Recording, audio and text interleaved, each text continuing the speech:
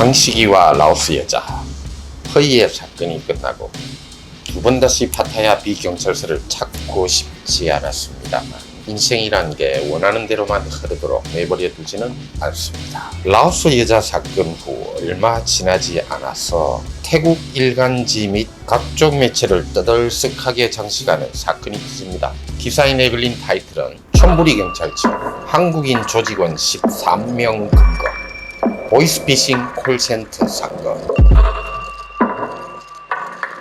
며칠 동안을 태국 매스컴에서 연일 톱 뉴스를 장식하고 우리 대사관에서는 경찰 영사를 파타야 경찰서로 파견합니다. 그리고 파타야 한인회와 함께 이 사건을 조사합니다. 마침 파타야에서 다른 사건을 맡아 처리 중이던 저 라이언도 통역인의 자격으로 현장 조사에 함께 참여하게 되었습니다. 처음 보기에는 아주 엄청난 사건으로 보였습니다.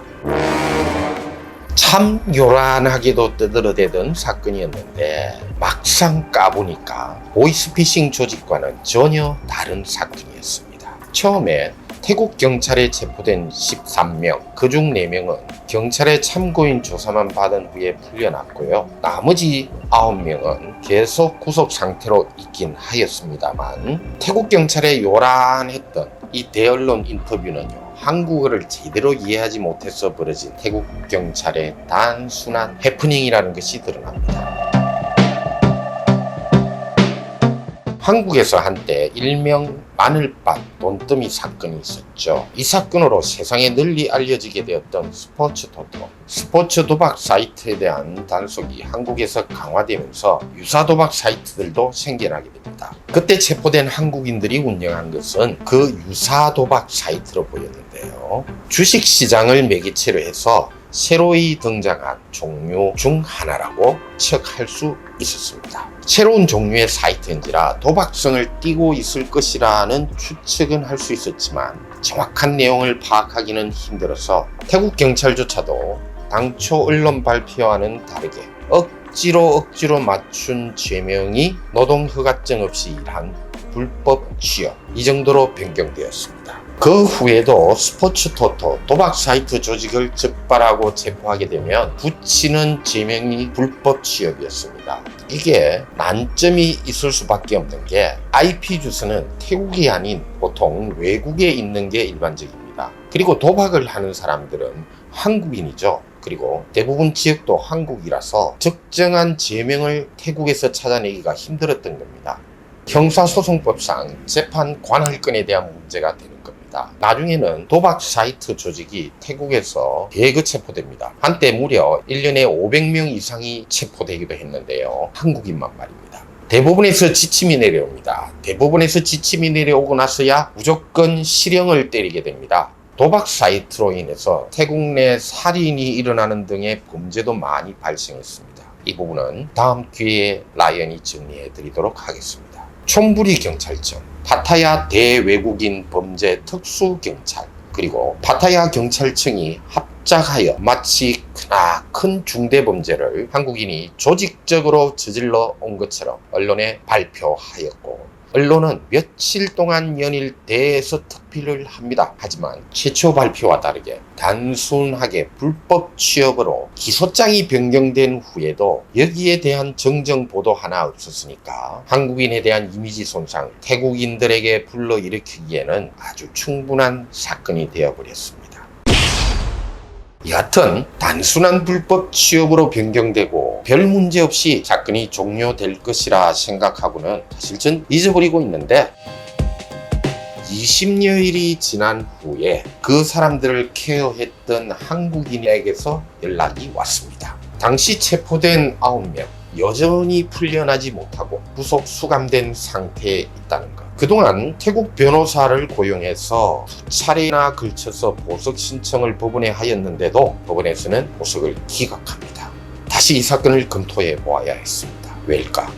왜지? 단순한 불법 취업이라면 간단한 재판으로 벌금을 내고서는 풀려났어야 하는 게 보통 일반적입니다. 태국 형사소송법상 경찰에서 구속 연장을 신청하는데요. 경범죄인 경우에는 12일마다 구속 연장을 신청합니다. 그러니까 4회까지 연장이 가능하므로 경범죄에 해당하더라도 최장 48일, 중범죄인 경우에는 8회까지 연장 신청이 가능하게 되므로 최장 96일까지도 구속 상태로 둘 수 있게 됩니다. 재판 결과와는 관계없이 외국인이 구속 체포되게 되면 최소 48일에서 96일까지도 수감 상태에 놓일 수가 있게 되는 겁니다.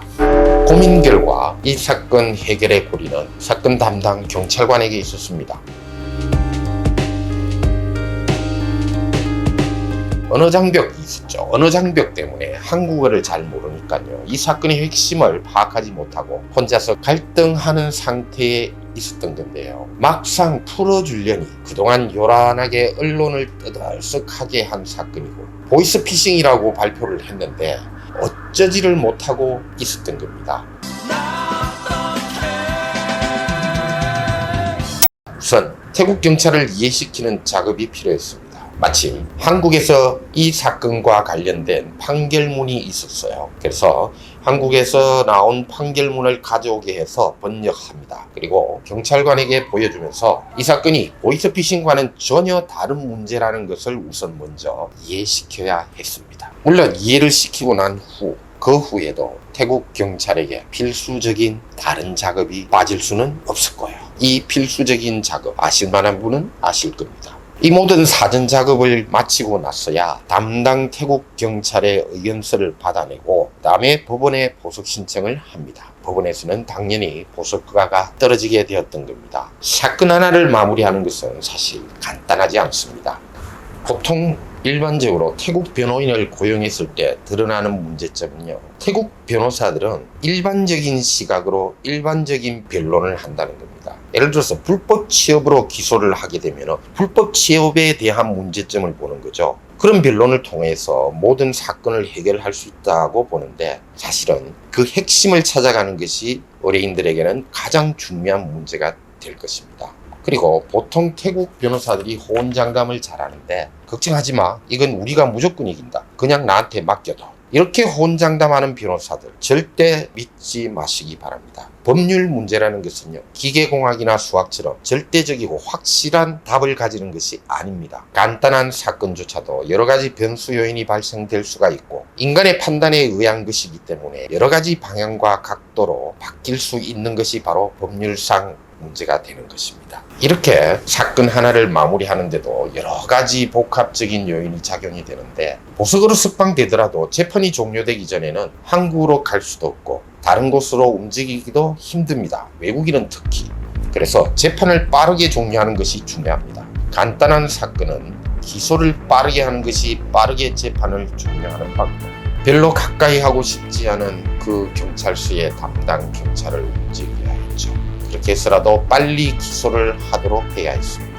태국이란 나라는 경찰에서 수사 완료된 서류를 넘기게 되면 검사들은 곧장 기소 그리고 바로 재판으로 넘어갈 수 있을 정도로 태국 경찰이 가지는 권력은 막강합니다. 검찰이 기소는 하지만 경찰에서 얼마든지 기소 시기를 조정할 수 있다는 점에서 그리고 재판 전까지 최장 96일까지도 피의자를 구속 상태로 두게 할 수 있다는 점. 너무도 막강한 태국 경찰의 힘 앞에서 우리네 외국인은 작아질 수밖에 없습니다. 그래서 그들과 딜을 할 수밖에 없는 것이 현실입니다. 라이언이었습니다.